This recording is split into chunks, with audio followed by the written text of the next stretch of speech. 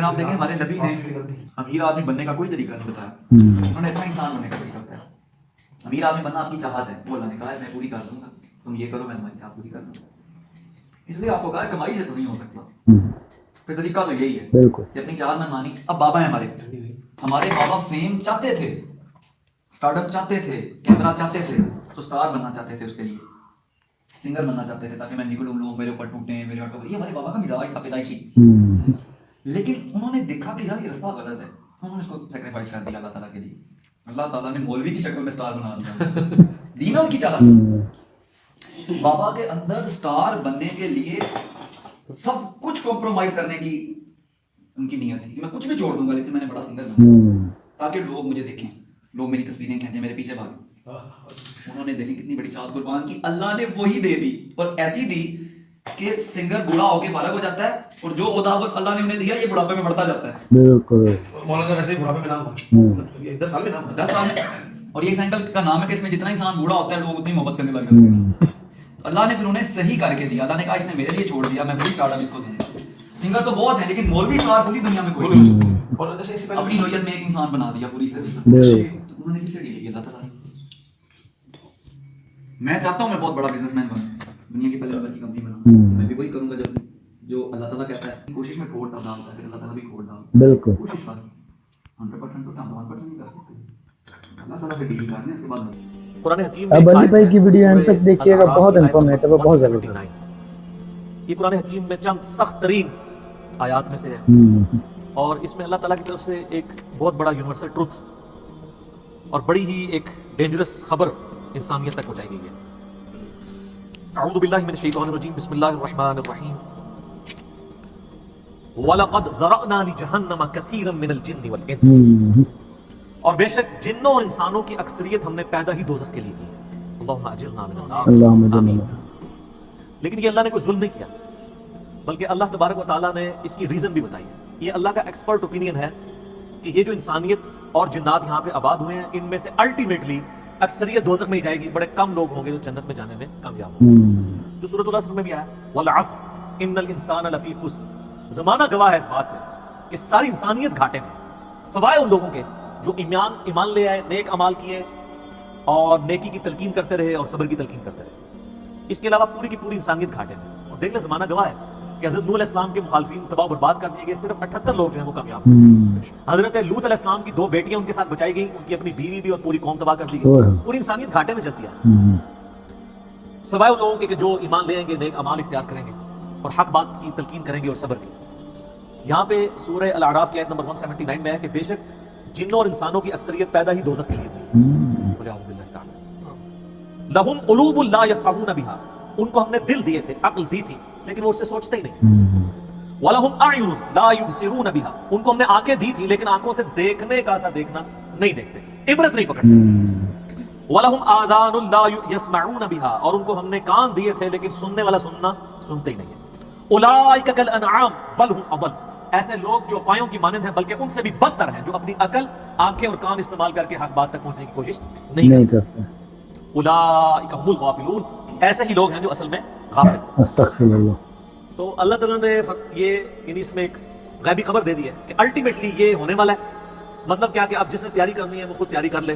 اس کو میں ایک مثال سے سمجھاتا ہوں کہ اس وقت تقریباً یہاں پہ 80 کے قریب لوگ بیٹھے ہیں، اور میں یہ کہوں کہ میں ایک گولی چلاؤں گا جس کو بھی لگ جائے، تو ہم میں سے کیا ہر شخص یہ سوچے گا کہ یار ایک ہی گولی ہے، 80 بندے کسی اور کو ہی لگے گی، ضروری ہے مجھے لگنی ہے؟ ایسا تو کوئی نہیں سوچے گا، سب دڑکی لگا دیں گے. لیکن آخرت کا معاملہ کیا ہے؟ بخاری اور مسلم دونوں کی حدیث ہے متفق علیہ کہ آدم علیہ السلام کو حکم ہوگا کہ جنتیوں اور دوستیوں کو الگ کرو. حضرت آدم علیہ السلام پوچھیں گے کہ اے اللہ کتنے جنتی اور کتنے دوستی؟ تو اللہ تعالیٰ فرمائے گا ہر 1000 میں 999 دوستی اور صرف ایک جنت. تو یہاں اگر 1000 بندہ اور میں کو ایک گولی چلے گی، ہر بندہ بھاگنے کی کوشش کرے گا، لیکن آخرت کے بارے میں یہ حال ہے کہ ہر ایک بندہ یہ امید لگایا ہوا ہے کہ وہ جو ایک بچے گا نا وہ میں ہوں گا. اور ادھر 1000 بندے کے اوپر ایک گولی چلائی جائے تو 1000 کا 1000 سوچے گا جو ایک پھڑکے گا وہ میں ہوں گا. بالکل 180 ڈگری سوچ ہے. بالکل. یا اس کو یوں سمجھے کہ میں ایک گولی چلاؤں گا، 999 بچ جائیں گے، ایک کوئی لگے گی. کوئی نہیں کہے گا یار 999 بچنے ہیں تو چلو ایک میں بھی ان میں بچنے والوں میں ہوں گا، کہتے ہیں کہ میں ہی نہ پھنس جاؤں. اور آخرت میں تو معاملہ بالکل الٹ ہے. بہت کریٹیکل ایشو ہے. انسان کو اپنی آخرت کی فکر کرنی چاہیے، اللہ کو سیریس لینا چاہیے. جو لوگ دنیا میں اللہ کو سیریس لیتے ہیں وہی اپنی اصلاح کریں، ورنہ اللہ تو بے پرواہ ہے، یقین کریں. پوری کی پوری انسانیت دوزخ میں چلی جائے اللہ کو کوئی پرواہ کوئی نہیں ہے، پرواہ نہیں. پوری کی پوری انسانیت جنت میں چلی جائے اللہ کو کوئی پرواہ نہیں ہے. اور یہ جو اکثر لوگ مثالیں دیتے ہیں کہ جی دیکھیں کوئی ماں اپنے بچے کو کیسے دوزخ میں پھینک سکتی ہے، تو اللہ تعالیٰ تو ماں سے بھی بڑھ کے محبت کرتا ہے، وہ کیسے پھینکے گا؟ بھائی اس لیے پھینکے گا کہ اللہ تعالیٰ کے وہ احساسات نہیں ہیں جو ایک ماں کے ہوتے ہیں. ماں تو اپنے نفسانی خواہش یا محبت کی وجہ سے مغلوب ہو جاتی ہے، لیکن اللہ مغلوب نہیں. اللہ تعالیٰ کیا فرعون سے اس کی ماں سے بڑھ کے محبت کرتا ہے جو اس کا باغی ہے؟ یہ محبت ان لوگوں کے لیے جو اس کے تابع فرمان ہو. جو اللہ کے دشمن ہیں ان کے بارے میں تو اللہ تعالیٰ فرماتا ہے انا من المجرمین منتقمون، ہم مجرموں سے انتقام لے کے چھوڑیں. ان کے لیے یہ معاملہ نہیں ہے. ہمیں تو یہ بتایا گیا ہے اللہ تعالیٰ ایک بوڑھی نانی اماں ہے جس نے یہ ایک نعوذ باللہ ایک سسٹم چلایا ہوا ہے، اینڈ پہ سب کچھ چھوڑ دیں. نہ اگر یہ بات ہوتی تو انبیاء کرام علیہ السلام کی تعلیمات اس طرح کی نہ ہوتی کہ لوگ جو ہے وہ کیجول زندگی گزارنا شروع کرتے ہیں. بڑی اسٹرکٹ تعلیم. جامع ترمذی میں حدیث ہے کہ سیدنا عثمان غنی رضی اللہ تعالیٰ عنہ علیہ السلام کے بارے میں آتا ہے کہ وہ جب کبھی قبرستان جاتے ہیں تو اتنا روتے کہ ان کی داڑھی آنسوؤں سے تر ہو جاتی. تو صاحب پوچھتے کہ آپ کے سامنے جب جہنم کا ذکر ہوتا ہے آپ پہ اتنی خشیت طاری نہیں ہوتی، لیکن قبرستان میں قبر کے سامنے یہ معاملات آپ کے ساتھ کیوں ہیں؟ تو انہوں نے کہا کہ میں نے نبی علیہ السلام سے خود سنا تھا کہ قبر آخرت کی منزلوں میں سے پہلی منزل ہے، جس کی یہ منزل پھنس گئی اس کی اگلی منازل مشکل ہو جائے گی، اور جس کی یہ منزل آسان ہوئی اس کی اگلی منازل آسان ہو جائے گی. یہ وہ شخص کہہ رہا ہے جسے 3 دفعہ جنت کی بشارت ملی. سبحان اللہ. ہمارے پاس کوئی جنت کا ٹکٹ نہیں اور ہماری بے پرواہی اپنے عروج کے اوپر. اسی کو پنجابی میں کہا جاتا ہے نا، عقل نہ ہوئے تھے موجے عقل ہوئے تھے سوچے ہی سوچا. جسے عقل نہیں ہوگی وہ موجے مارے گا، اسے پتہ نہیں ہے نا، لیکن جسے عقل ہوگی وہ سوچے گا کہ یار یہ معاملہ تو بڑا خطرناک ہے. جی تو ناظرین یہ تھی آج کی ویڈیو. امید کرتا ہوں آپ کو آج کی ویڈیو اچھی لگی ہوگی، آپ کو علی بھائی کے جوابات اچھے لگے ہوں گے، کیونکہ علی بھائی کے جوابات جو ہوتے ہیں وہ بہت زبردست، لاجیکل اور قرآن اور حدیث کے مطابق ہوتے ہیں.